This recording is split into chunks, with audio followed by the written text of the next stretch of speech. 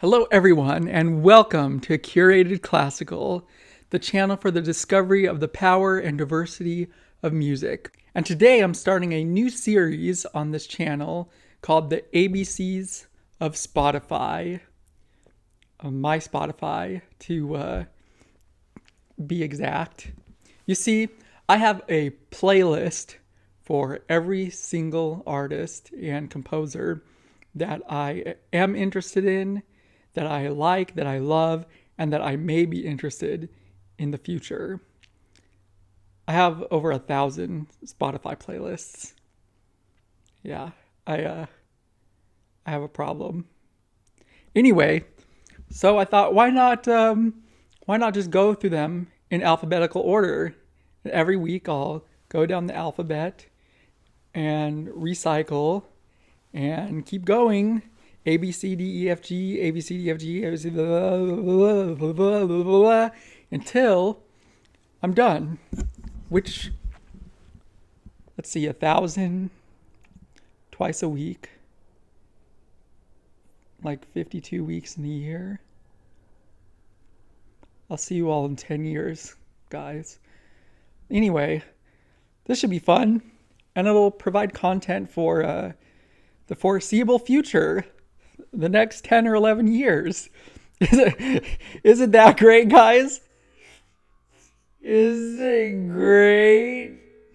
Hey, if the Simpsons went on for 10 plus years, so can I. Let's go. This comes up on a slight technical thing that I felt like I needed to mention. You see, most composers, go by their last name. But a lot of artists and a lot of other composers go by their full name. So how do we do that in an alphabetical style? Well, I thought to keep things consistent, I'm just going to go by the full name of every composer and every artist. Just go by the full name in every case. And this will result in some a little bit oddities in terms of categorization, like Beethoven being an L composer rather than a B composer. But that's a minor disturbance in the music force, I think. It'll be okay. I think we can live with Beethoven being L instead of B. So yeah. So that being said, our first composer we're going to talk about is Aaron Copland, the quintessential American composer of the early 20th century. That's Aaron with an A, of course, because we're on A. Like many composers before him, Copland's artistic career can be divided into 3 rough periods: an early, middle, and late period. And we're going to go through them and pick out the best piece, and I'm going to recommend those pieces to you guys. And it's going to be awesome. Aaron Copland came from a family of Lithuanian Jewish people who emigrated out of Russia into America. Quite a storied and rich past. While his father was not into music at all, his mother was and gave all the kids music lessons. But he really inherited his love of music from his older sister, who he became very close with, and she developed his musicianship at least as much as a sibling could develop it. After this, he started his studies with Reuben Goldmark, who was apparently a composer and a teacher. No one really remembers him. But he did provide Copland with the base learning of composition fundamentals, although he didn't teach Copland much beyond what was a slightly older tradition at this point. He didn't introduce Copland to any of the cutting edge trends at the time. But never fear, because Copland then traveled to Paris for further study, where he studied under the famous and illustrious Nadia Boulanger, who many famous composers went to study from. She was an absolute legend of a music teacher.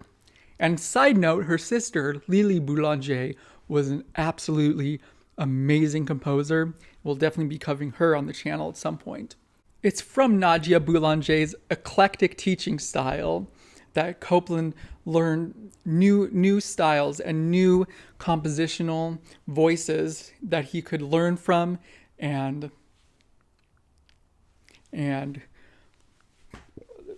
put into himself. That's what I'm doing, is putting compositional styles into myself as if I'm Copland.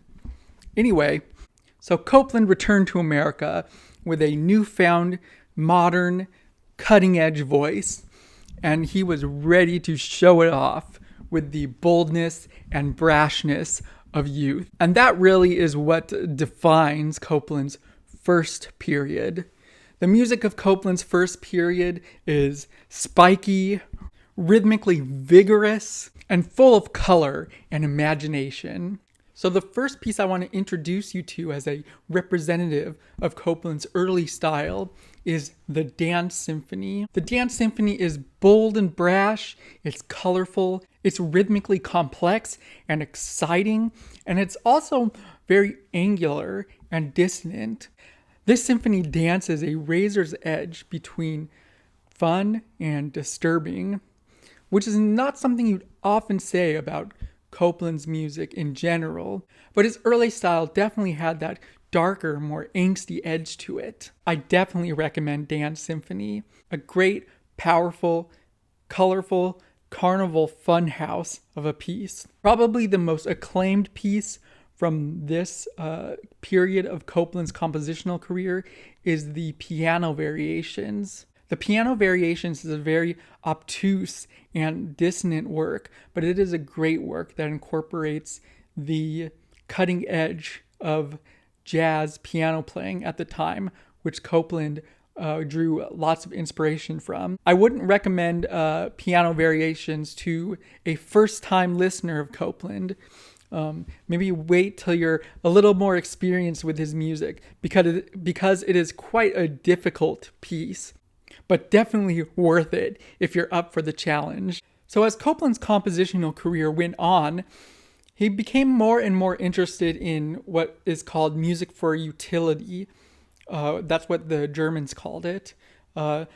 Basically populist music.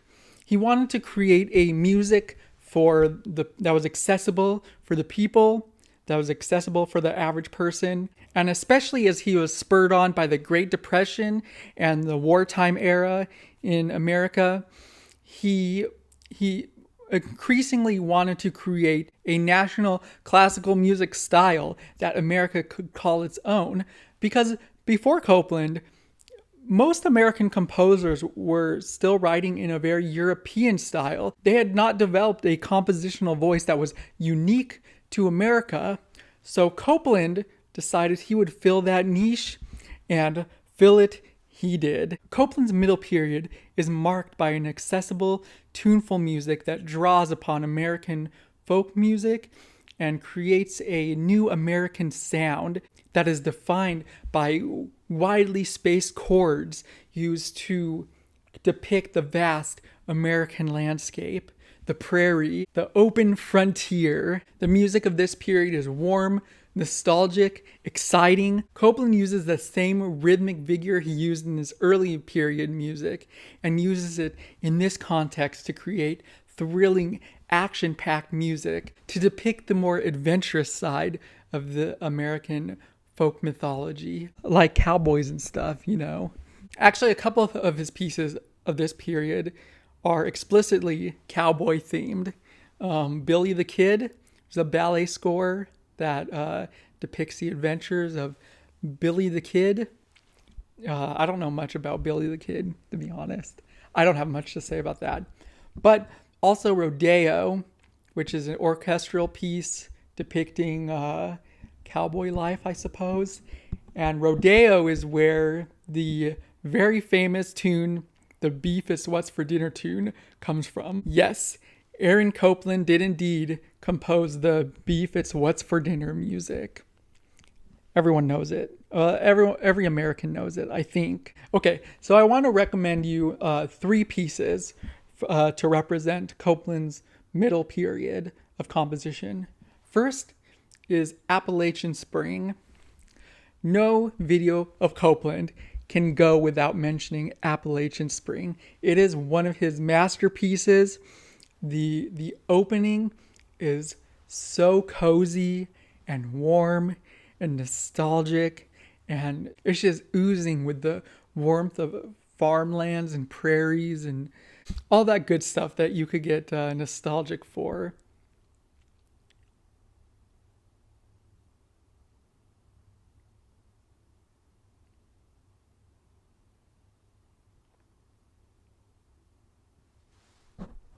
What's great about this piece is that the opening theme, this theme that is presented in such a almost mystical, nostalgic context at the beginning, is used so much throughout the music to represent so many different moods and experiences. And Copland does a fantastic job of maneuvering around these different experiences, these different moods, these different emotions, while also keeping the thematic construction so tight, using the barest means and barest themes to create this whole journey. And you realize that Copland is actually extremely good at switching between moods very easily. He goes from funny to warm to triumphant to adventurous to crazy and out of control. All these different moods, he switches through them quite easily at a breakneck speed, and it's very, very impressive. This piece, of course, concludes with the famous variations on the shaker theme, Simple Gifts. Probably most people know that theme, right? Da da da da da da da da da da da da da da da da da da. Some Christians might know this theme as Lord of the Dance, but originally it was a shaker theme known as Simple Gifts. And Copland concludes this piece with the variations on this Simple Gifts melody that ends so triumphantly, so energetically, so life-affirming. It's an incredible piece. It's an incredible journey. I highly recommend it. Next piece I want to recommend is his Clarinet Concerto. This concerto was written near the end of his middle period, and it's in 2 movements. And those 2 movements, I think, perfectly depict Copland's musical personality. First movement is, once again, so tender, so warm, so vast, like you're looking out over vast, beautiful lands, full of life, so full of light, full of grandiosity in a very soft and beautiful way. And the second movement is one of the weirdest, craziest movements Copland's written. You see, it starts out in super, super high pitched. All the instruments are super high pitched, and they stay that way. There's not a whole lot of bass at all in this movement. It's very high pitched, very eccentric, very weird. It reminds me as a millennial, as a 90s kid, it reminds me of the Banjo-Tooie level, Cloud Cuckoo Land. For my fellow Banjo-Tooie players, they'll get that reference. For the rest of you, I don't know. I don't know what to say. These are my references. This is what I know. But as you listen to this strange, weird piece, it starts forming into sort of an eccentric blues band, an eccentric jazz band sort of thing.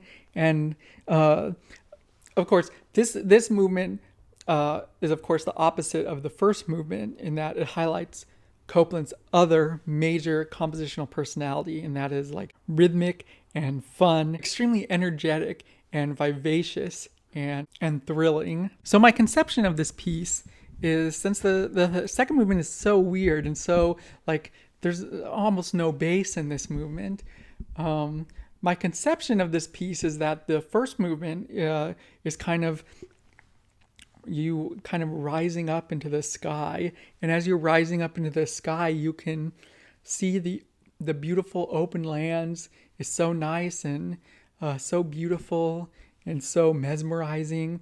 And as you raise up into the sky, in the second movement, you find yourself up in the sky in this weird musical band that's up in the sky making weird, high-pitched, funny, kooky band music. But it's cool and fun. That's sort of my conception of this piece. So maybe if you think of that while you listen to this piece, maybe it'll help you along your journey. That's how I think of it anyway. The third piece I want to recommend to you is Copland's Third Symphony. This, I think, is the grand culmination of Copland's style, of his music, of everything. This piece has everything you could ever want in a Copland piece. It is triumphant. It is warm. It is fun. It is kooky in some places. It's vivacious. It's full of life. It's noble, triumphant, epic. It's such an epic symphony. Such a magnificent symphony. For me, I think his Third Symphony is Copland's magnum opus. Definitely do not miss out on the Third Symphony. It is such an amazing journey. And also the fourth movement, the last movement of the symphony, is a theme in variations on a piece Copland wrote previously called Fanfare for the Common Man. So interestingly enough, it's actually two pieces in one when you think about it, because you're getting Symphony number 3, but you also get to listen to Fanfare for the Common Man inside the symphony as the theme and variations movement of the fourth movement. That's a mouthful. It's like pieceception, classical musicception, pieces within pieces. So after Copland wrote a bunch of great, accessible, populist, fantastic music in his middle period, we come to his late period, where he sort of slowed down composition quite a bit, and he actually stopped composing altogether about 20 years before he died. Copland himself described this as the faucet of musical ideas just sort of shutting off, and he just didn't have any more ideas one day. Crazy. But the great thing about Copland, and I think the admirable thing about Copland, something I find personally admirable, is that he always stayed in touch with the new and the cutting edge. And even if he didn't always like what was going on in newer music, he always appreciated it and found ways to incorporate it into his own music. And that's kind of what his third period is defined by. He of course had his own musical style that he had developed over his lifetime, but his third period also sees him experimenting with new and cutting edge musical ideas. And from a compositional point of view, I just find it very admirable to not get stuck in the traditional way of how you learn to do things and always keep up with newer generations. So the two pieces I want to introduce to you as representatives of Copland's third and final style are Music for a Great City. This is an orchestral piece that depicts the calamity, noisiness, and industriousness of city life. And it's a crazy piece. This is a noisy, industrial piece, such that we have never heard from Copland before. But in that noise and clamorous texture that Copland creates in this music, there's a thrill and an excitement in the music and a freshness that makes this piece definitely worth the listen. I highly recommend this piece. The second piece I want to introduce to you from his late style is Nonet for strings. This is a 3-movement piece written for 9 string instruments, 9 solo string instruments. And this piece is just magical. The rich, dark, chocolatey textures that Copland gets from 9 individual string instruments is just it's magic. And there's so many amazing textural things you can do with 9 individual string parts. This music is thrilling and bustling with activity when it needs to be, and it's also rich and gorgeous when it needs to be.